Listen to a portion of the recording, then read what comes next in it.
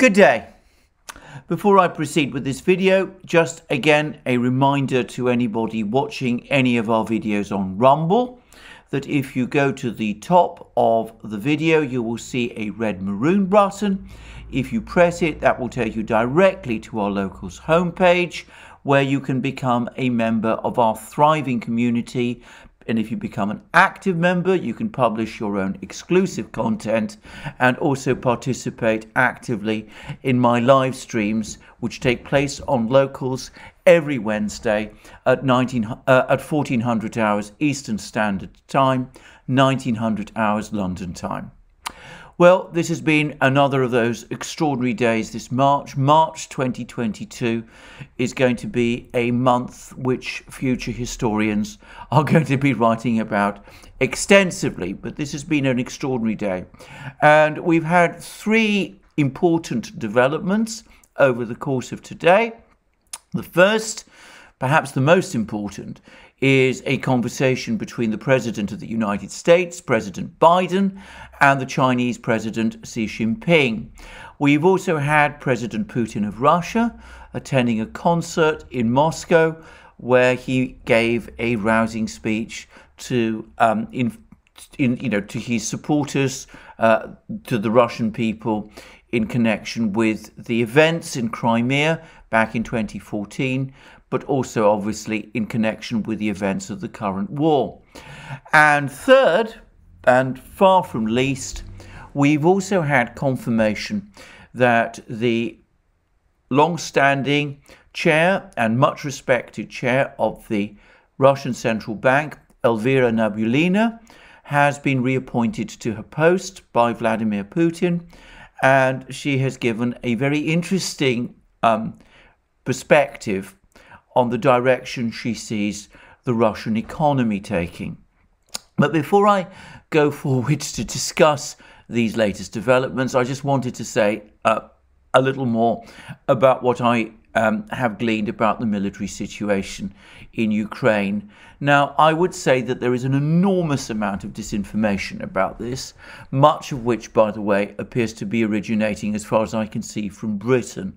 And if one were to believe all the accounts that one gets from various places, the Russian offensive has stalled, largely on the basis that the Russians have not stormed any Ukrainian cities. Well, as I pointed out many times in earlier programs, the focus of the Russian war effort in Ukraine is not the capture of cities, it is the destruction of the Ukrainian army in eastern Ukraine. That has always been the Russian focus. They've even said at the very start of the war that they would not attack civilian infrastructure, and they seem to have made a deliberate decision not to try to storm cities, with one or two important exceptions that I will come to shortly. So I think that this narrative of a stalled offensive is wrong. And I don't think it's merely wrong. I think it is actively misleading because, of course, as I've said many times, it detracts from the actual course of events on the ground. Now, what are those events on the ground? Well, what we see is that, as the Russian Defense Ministry apparently has said, the noose, that's its words, the noose is tightening around the Ukrainian forces in the fully encircled important port city of Mariupol on the Sea of Azov. And of course, a large proportion of these forces in Mariupol is made up of radical members of a radical battalion or military grouping in Ukraine, which, though it's not part of the Ukrainian army, is very much a part of the Ukrainian armed forces.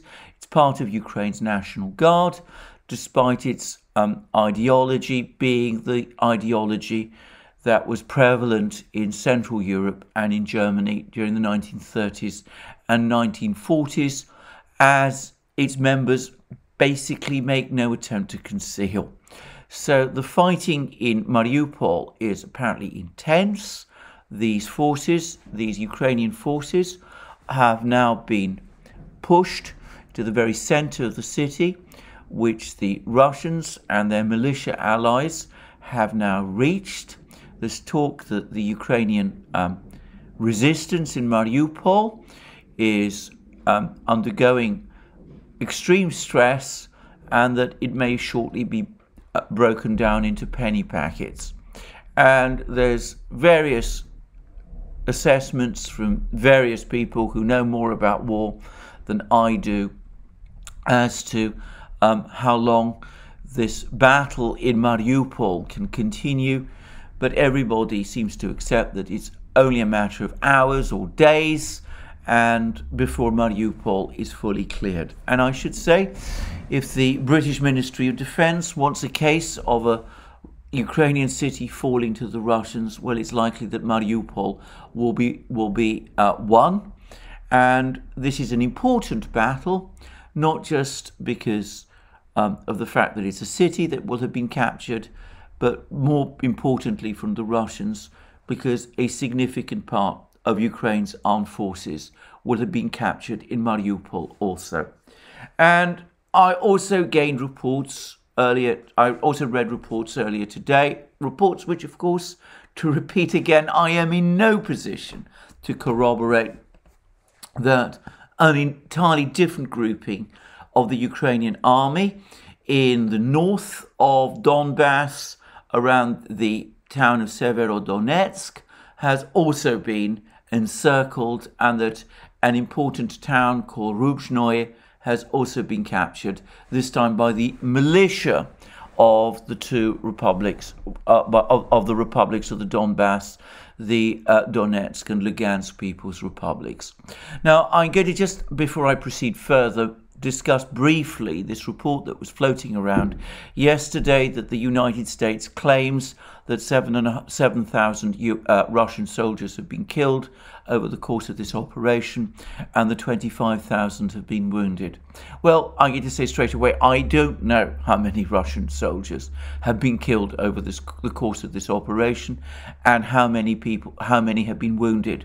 But the methodology of this report, which basically seems to be to collate all reports of Russian vehicle losses, multiply them by the number of troops that you could put inside one of these vehicles, and then arrive at a total figure. Well, to say that that looks crude and more like a back-of-the-envelope calculation, well, that would be an understatement. I would also say, and this is where the fighting in Mariupol and around Severodonetsk is important, is that this figure that originates in the United States takes no account, so far as I can see, of the fact that much of the fighting in eastern Ukraine is not being carried out by the Russian army, but by the militia of the two Donbass republics. So it seems to me that this figure is inherently unreliable, and I'm going to simply ignore it. That's all I'm going to say about that. Now, military developments are all very good and very interesting, but it's perhaps the political things that I am best in a position to discuss. And firstly, we had a conversation between President Biden of the United States and President Xi Jinping of China. Now, I have to say that up to this point, I've not actually seen the official readout from the Chinese Foreign Ministry. I pay little attention, I have to say, to White House readouts of these conversations, which to my mind are extremely uninformative. It does seem that this conversation went on for some time. It may have lasted an hour and 15 minutes. So it was clearly an intense conversation between the two presidents. But what I would say is that the Chinese have now been providing very rapidly lots of information about the conversation. But perhaps more importantly, they published before the conversation took place a statement, or rather a signal, about China's stance. And it was given by a very senior Chinese official to Global Times, which, as I've discussed many times, is a newspaper owned by the People's Daily, which is the official newspaper of China's Communist Party, and which must therefore be considered authoritative. And this was a very remarkable step.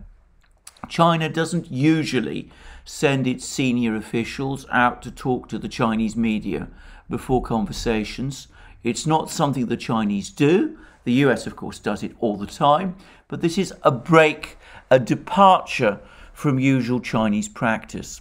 And it was intended as a signal, as a warning to the United States, to the administration, prior to the conversation between Biden and Xi. And I'm going to read some of what the Global Times article says. And it reads as follows. China sends tough signal ahead of Xi-Biden talk to set firm position on bilateral ties Ukraine issue. And the article goes on to say, just hours before the phone call between Chinese President Xi Jinping and US President Joe Biden on Friday, China, in a rare move, sent tough signals stating that it will never accept US threats and coercion over the Ukraine issue, and vowing to make a strong response if the US takes measures harming China's legitimate interests. And then we have details of the words that the official said, and this is from the actual direct interview now. And the interview reads, rather the Global Times account of the interview reads, an anonymous official told the Global Times that at the request of the United States, Chinese President Xi Jinping and US President Joe Biden will hold a phone call to exchange views on China-US relations and the Ukrainian situation. Out of considerations of bilateral relations, promoting peace talks and urging the US to take right stance, China accepted the proposal. Not surprisingly, before the phone talk, some US officials have intensively made irresponsible remarks and spread disinformation to smear China and pressure it over the Ukraine issue. Such deeds have become common practices of the US before high-level interactions, which are irresponsible and immoral, said the official. China will never accept US threats and coercion, and if the US takes measures to harm China's legitimate interests and the interests of Chinese enterprises and individuals, China will not sit idly by and will make a strong response, the official stressed, noting the US should not have any illusions or miscalculations about this. Since the Ukraine crisis began, given the right and wrongs of the facts, China has made an independent judgment and constructive efforts.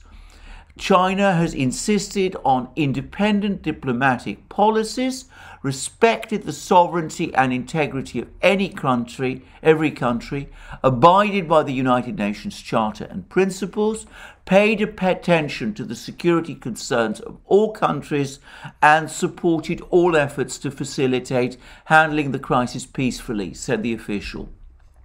The international community can fairly judge who is frank and open and who is up to something, who is easing the situation and who is aggravating tension, who is promoting peace talks and who is pouring fuel on the fire, and who is maintaining peace and stability, and who is provoking confrontations between blocs, the official said.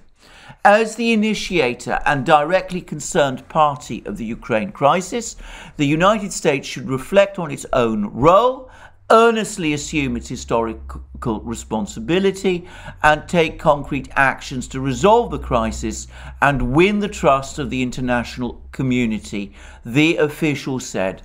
Who is on the right side of history and who is on the wrong side of history will be proved by history, not decided by individual countries or individuals. The official said that China will continue to urge the United States to fulfill President Biden's commitment of not seeking a new Cold War, not seeking changes in China's system, not seeking a stronger alliance against China, not supporting Taiwan's secessionism, and not seeking conflict with China. China urges the United States to follow the principles of mutual respect, peaceful coexistence, and win-win cooperation. Work with China to implement the consensus reached by the two heads of state and bring bilateral relations back to the right track of sound and stable development at an early date, the official said. That's extremely strong language from the Chinese side, that if the United States tries to push China into taking action China doesn't want to take, like China condemning the Russian offensive in Ukraine, or tries to get the Chinese to support US sanctions pressure, then China will push back and will push back hard. And if the United States seeks to impose sanctions on China, China will reciprocate in kind. Now, Global Times has also provided extensive information about the Biden-Xi conversation. And its account reads as follows. Chinese President Xi Jinping encouraged the United States and NATO to have conversations with Russia to solve the problems behind the Ukraine crisis, and expressed opposition to indiscriminate sanctions during the video meeting with US President Biden on Friday. The Ukraine crisis is not something we want to see, and the events again show that countries should not come to the point of meeting on the battlefield. Conflict and confrontation are not in anyone's interests, and peace and security are what the international community should treasure the most, Xi said. After Biden said the United States does not seek a new Cold War, changes in China's system, a stronger alliance against China, supporting Taiwanese secessionism or conflict with China, Xi said he takes the remarks very seriously. On China-US relations, Xi said the direct cause of the current situation in the China-US relationship is that some people on the US side have not followed through on the important common understanding reached by the two presidents and have not acted on Biden's positive statements. The US has misperceived and miscalculated China's strategic intention. The meeting lasted nearly 2 hours, and both Xi and Biden agreed that it was constructive and urged working groups on both sides to take concrete actions to bring bilateral relations back to the right track and make respective efforts in solving the Ukraine crisis. President Xi has focused on the big picture. Instead of merely talking about the Ukraine crisis, he stressed China's overall view on security and diplomacy and reiterated our principles. Lu Xiang, a research fellow at the Chinese Academy of Social Sciences, told Global Times. President Xi's remarks on the Ukraine crisis have comprehensively declared China's stance, and by standing at a higher level, he encouraged peace talks between Ukraine and Russia and talks between the United States, NATO and Russia, Liu said, noting that some US senior officials' aggressive pressuring towards China had never affected China's own pace. I think the Friday talk is not only meaningful for the China-US relationship, but also for the global geopolitical situation. The Chinese leader's remarks showed countries closely following the US in inciting a crisis, what a responsible major power should do in facing with problems. So a very powerful comments, and by the way, Liu went on to say the Ukraine crisis is already a headache for the US and it will not like more confrontations with China. The US and its politicians should abandon the fantasy that they could solve all problems by imposing sanctions or coercion, as it is impossible to solve global problems, including political crises or economic issues, without China and Russia. So we see the Chinese stance. They're not going to condemn Russia. They're not going to impose sanctions on Russia. They're not going to impose, they're not going to support US sanctions on Russia. They will continue their relationship with Russia as before. What they urge instead is a peaceful resolution of the Ukrainian crisis, obviously through talks between Russia and Ukraine, but also on the basis of talks between the United States, NATO and Russia to satisfy Russia's legitimate security concerns. And that clearly points to this principle of indivisible security and also obviously to the two draft treaties that the Russians proposed in December, with the Chinese clearly again identifying the United States as the country ultimately responsible for the crisis in Ukraine. I'm going to make one further observation about this conversation.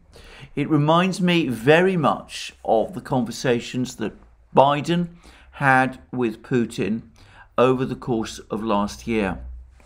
Over the course of those conversations, Biden met with Putin several times. He met Putin in Geneva back in June of last year, and he had some virtual summits and conversations with Putin as well.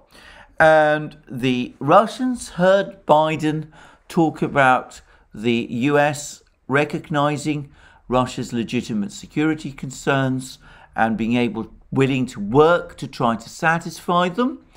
But the Russians very quickly came to the view that the United States was not seriously interested in doing that.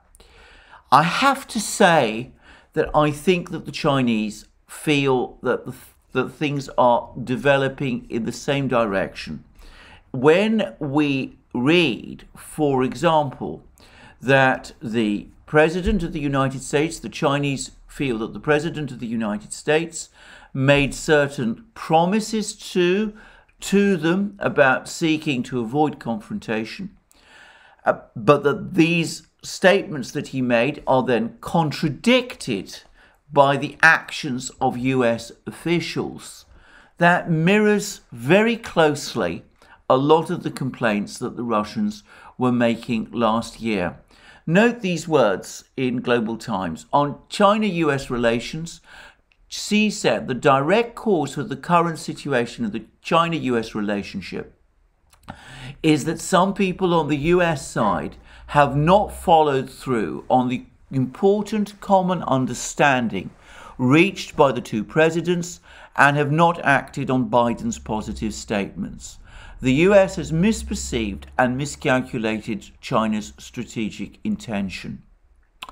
Now, I think that the Russians came round to the view last year that either Biden himself is too weak to establish a proper grip on the neocons in the US administration, or rather that he is one himself and that he says one thing to them and does another.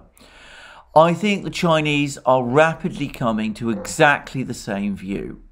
I think this meeting between Xi Jinping and Biden could very easily amount to a turning point. And I think that the Chinese, in issuing warnings about the fact that China will retaliate in the event that any sanctions are imposed against China by the administration, are signaling that they are preparing for sanctions and that they anticipate that before very long that the United States is indeed going to impose sanctions upon them. And I think, moreover, that the Chinese are going out of their way to say that those sanctions are illegitimate, and not only are they illegitimate, but that the Ukraine crisis is a pretext for those sanctions, which is, by the way, exactly the same thing that the Russians are saying about the sanctions which have been imposed upon them. It seems to me that the entire drift of policy by this administration is towards confrontation. Confrontation against Russia, confrontation against China. The United States seems to be hurtling towards a confrontation with China at precisely the same time that is in a major confrontation with Russia. And I have to say that if the United States continues along this path, then the global situation risks very quickly becoming completely unmanageable, and that the administration will at that point find that it is facing a crisis in international relations on a scale that perhaps it had not anticipated. I'm going to make one final and further point on this aspect of this discussion, which is that I think that President Biden himself, who, as we all know, is 79 years old, has not internalized or understood the extent to which the world has changed.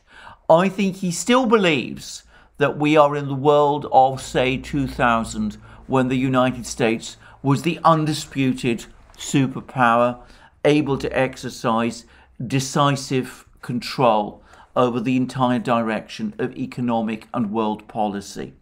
And I think that President Biden has not perhaps grasped, and worryingly his officials don't seem to be prepared to explain to him, that the days when the United States could dictate terms to countries like China and Russia is passing, and that these sanctions that he's embarking on are becoming increasingly dangerous for the United States itself. I would say this, that if the sanctions which have been imposed on Russia are going to cause serious disruptions to the world economy, sanctions imposed on China, if they come to anything close to the same level that we've seen with the sanctions against Russia, are not going to just cause disruption in the world economy. They're going to precipitate a worldwide economic crisis, which the United States, being still very much at the center of the world economy, will be exceptionally heavily affected by. So that's what I'm going to say about this very important Biden C call. It seems to me we are heading towards a China-US clash on top of the US-Russia clash. And it seems that this runaway train, which we've seen in operation ever since February, arguably, in my opinion, ever since last October, when the Ukraine crisis first seemed to be brewing, this runaway train is far from slowing down. It is putting on speed, and it's going to end in a hideous crash, and one which I'm afraid, as I said, will cause real damage and which could very well bring the administration down with it. Anyway, that's what I wanted to say about that. We've also had, whilst I'm on the topic of sanctions, a recent assessment of the state of the Russian economy from a most authoritative source, who is the Russian Central Bank Chair, Elvira Nabiullina. Now, Nabiullina is somebody I have criticized in the past. I've long thought, or I used to think for a long time, that her interest rate policy was overly harsh, and that her overriding fixation with bringing inflation down to 4% was actually causing a suffocating effect on the Russian economy. I don't take back any of that criticism, by the way, but I will say that as time has passed, she has grown into her role, and she's handled the sanctions pressure on the Russian economy with extraordinary skill. And the fact that the sanctions which were imposed on Russia 3 weeks ago, the sanctioning of the Russian Central Bank first and foremost, the fact that that has not led to any sort of financial implosion in Russia, well, there are many reasons for this, but amongst them, unquestionably, has been the steady guidance that Nabiullina has given to Russian monetary policy as head of the central bank. Now, I would say that there have been commentaries in the West that Nabiullina is supposedly dissatisfied with events and right up to a few hours ago, reports were circulating in the Western media, especially the British media, that she'd actually resigned, and that she'd actually resigned, walked away from the central bank, and had dissociated herself completely from President Putin. Well, that turned out to be completely untrue. Putin has now nominated her for reappointment as head of the central bank, so she's clearly content to remain in charge. And she has provided a very interesting commentary on the state of the Russian economy as it deals with sanctions. And I'm going to read it out in full. What it says is this, and this is after a decision was made by the central bank under her chairmanship to keep the key interest rate at 20%. At the end of February, we raised the key rate primarily to counteract financial stability risks in the conditions of the new unprecedented sanctions. We have also implemented other measures to stabilize the situation. What do we have today? The banking system is operating smoothly. The liquidity situation has stabilized. We provide liquidity to banks in the amounts they need. At the peak, the funds provided reached 10 trillion rubles. The structural liquidity deficit that arose in early March and totaled 7 trillion rubles has decreased more than twofold by now. At the end of February, banks faced a considerable outflow of ruble funds from household accounts, but these funds have been returning to time deposits during the recent 2 weeks. This has become possible predominantly owing to the increase in the key rate. As regards lending, its growth has continued in the last few weeks. However, this was most probably associated with the drawdown of the credit limits approved earlier. Further on, we expect lending activity to edge down. I would like to emphasize that such a rise in interest rates is a temporary anti-crisis measure. When the situation becomes sufficiently stable, interest rates will go down. Now, I would like to address economic developments and inflation trends. The acceleration of inflation in late February, early March was provoked by soaring demand, mostly for non-food goods.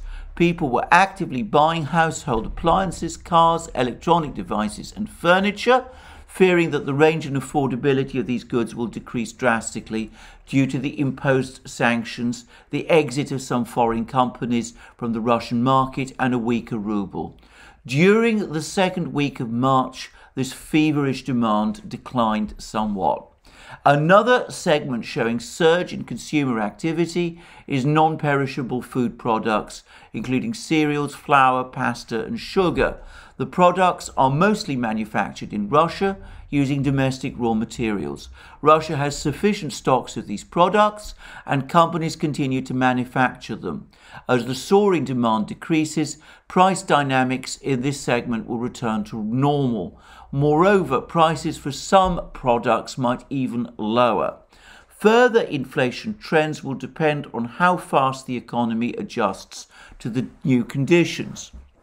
Today, almost all companies are experiencing disruptions in production and logistics chains and their settlements with foreign counterparts. We receive this information from our regional branches. That said, domestic demand is still active. The need for goods remains. Due to the contraction of imports and the closure of some foreign markets, this demand will shift increasingly more towards domestic goods. It is critical in the current situation to restore supply as soon as possible. Companies have already started to search new opportunities, including new target markets and new suppliers of equipment, technologies, and components for manufacture. Previously, it was unprofitable to produce certain goods inside the country, whereas now this is becoming more interesting for businesses. This is how the economy is adjusting to the changing conditions, which unavoidably involves changes in relative prices in the economy and a temporary rise in inflation. However, it is essential to avoid manual price regulation. Artificial control of prices will inevitably cause a deficit and lower the quality of products. I would like to stress that administrative price regulation will slow down the adjustment of the economy to the new conditions. Moreover, it is crucial to prevent abuse of dominance by companies and cartel agreements. Relative prices cannot adjust to the alterations instantly. This means that inflation will stay elevated for a certain period, but we will prevent inflation from spiraling out of control. Currently, it is quite difficult to give any specific figure for the forecast. This year, and most probably next year, inflation will exceed our previous estimates. GDP will decline in the next quarters. We are going to present a new macroeconomic forecast for our core meeting in April. Foreign trade conditions are the key uncertainty amid the increasing pressure of sanctions. The restrictions imposed affect a considerable part of exports and imports. In addition to the official sanctions, foreign companies' decisions to suspend their operation in the Russian market may also have a significant adverse impact on the situation. The inventories accumulated by companies and the stocks of materials for components will help the economy adjust more smoothly. Today, they enable companies continue their current operations. The period of the economy's adjustment to the conditions will depend on companies' ability to replenish these stocks, including to replace withdrawn imported goods for domestic alternatives. What measures have we already implemented to stabilize the situation, and what are we planning to do further?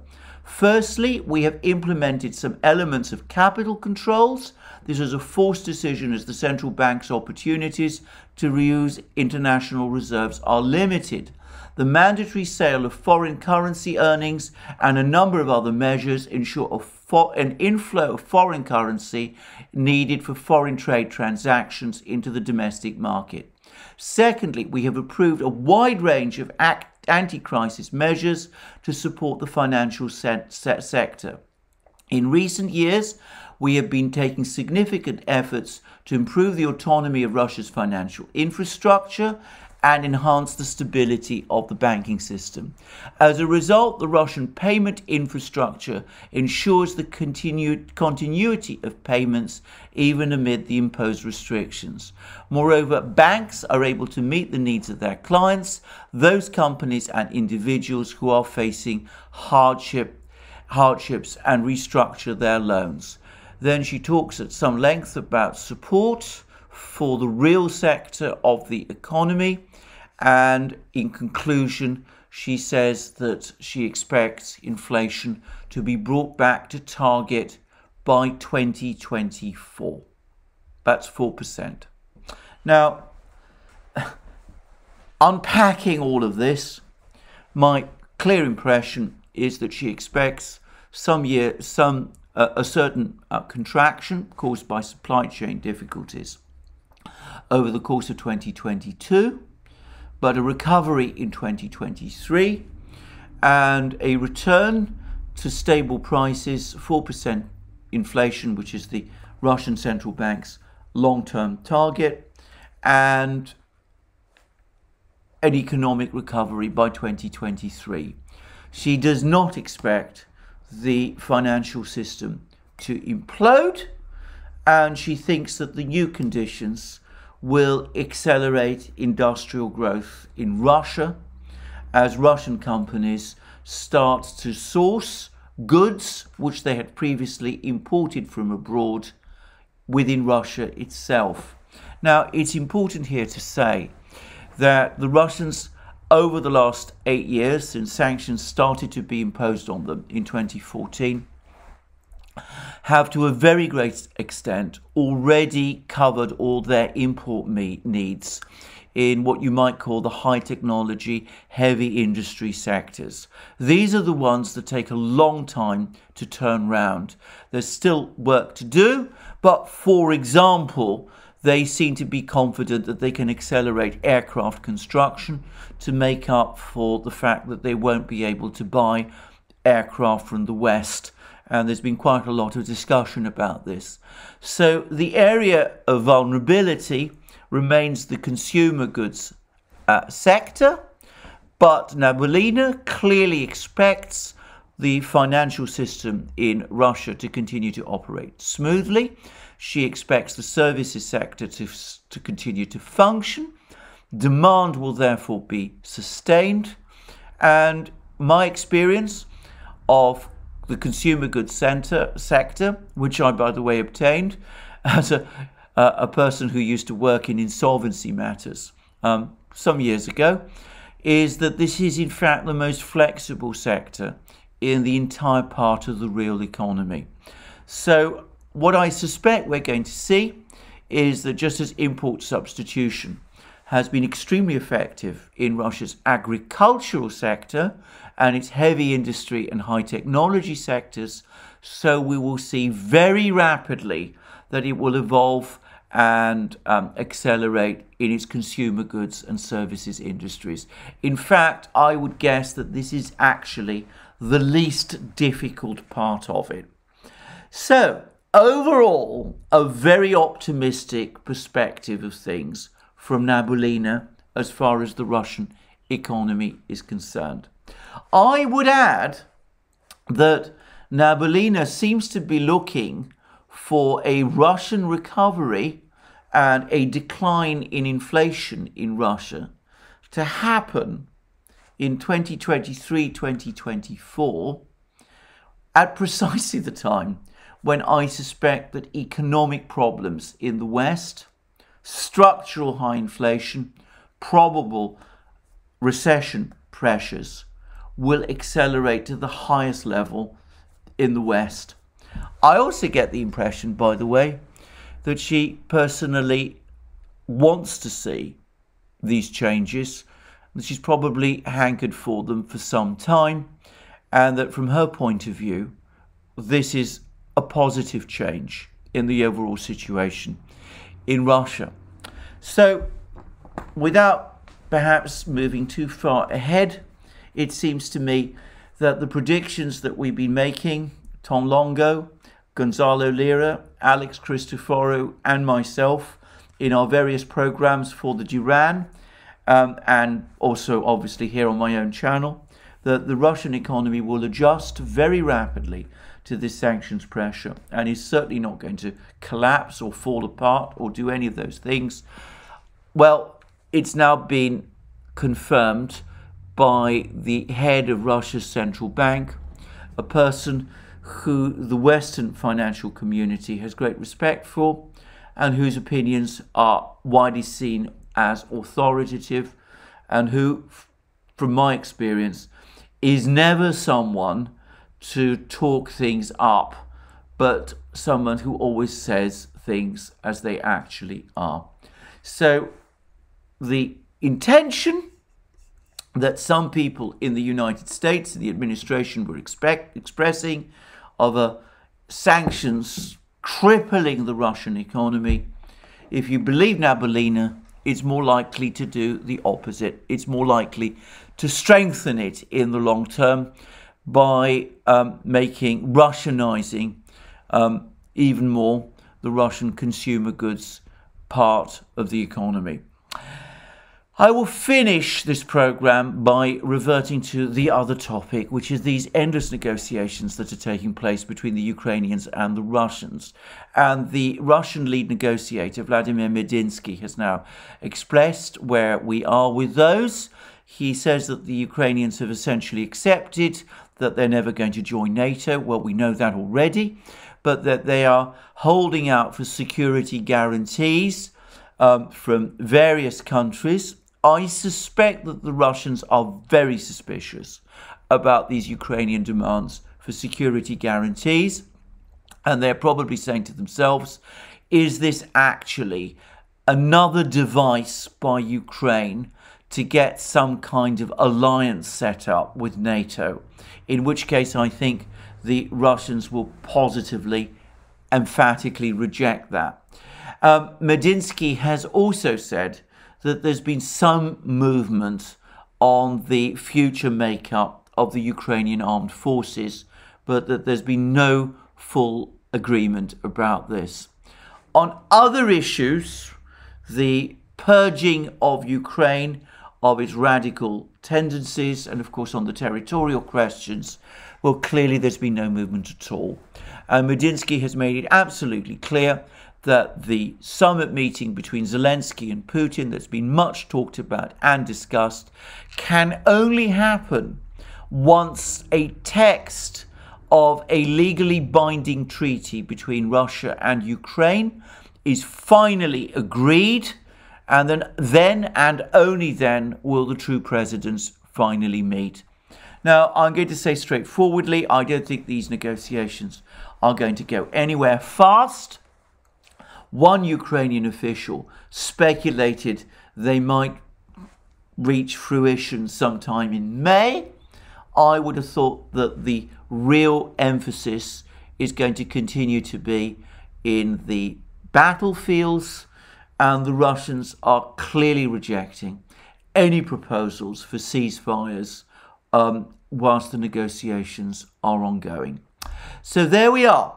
We've had further developments on the ground, a continuing deterioration of the Ukrainian position in eastern Ukraine. We've had a discussion between Biden and Xi, which fills me with foreboding. It suggests to me that the administration is now moving steadily towards a confrontation with China at the same time as it is in confrontation with Russia.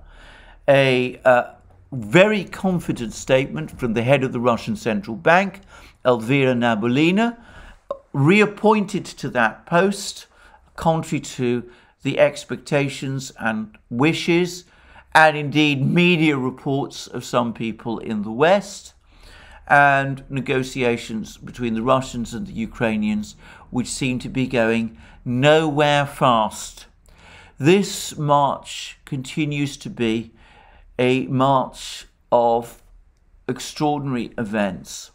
I think that we are perhaps moving to, well, in fact, I'm confident that we are moving towards some kind of climax in the military conflict. It's, I think, becoming increasingly clear that the expectation, or rather the hope, that the sanctions would trigger some kind of collapse in Russia, some kind of economic collapse in Russia, are not being realized. As I've said many times in many programs, the administration seriously underestimated the diversity and resilience of the Russian economy, and by the way, its size. And last but not least, we see negotiations between the Ukrainians and the Russians continuing, but only very slowly, with the situation really being dictated by the events on the ground. That, it seems, where we are today. Thank you for joining me again today. More from me soon.